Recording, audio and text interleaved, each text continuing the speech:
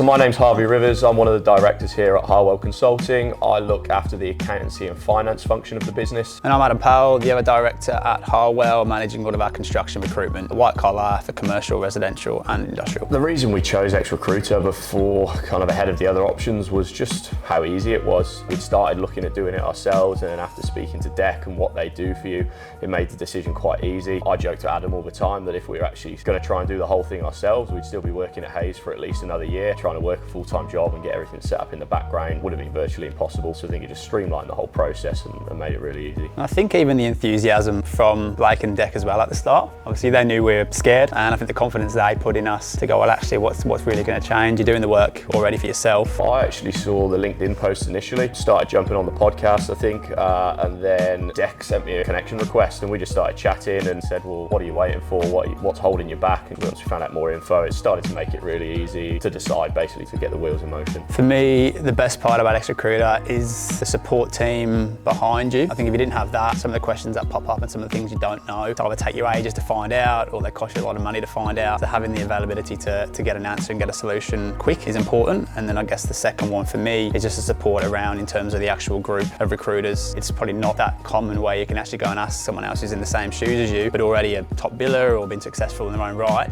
how they do things, what works for them, what doesn't. Yeah, I think to add to that, obviously you've got the back office setup, which takes all the stress off us as recruiters, and we can just do what we're good at doing 100% of the time. For me, the investment was more that mentorship. We've got two guys here that have started their own agency and made those mistakes, and they're here to guide you through the process. So for me, the element of risk kind of was taken away from it because they're there to help you and they want you to be successful.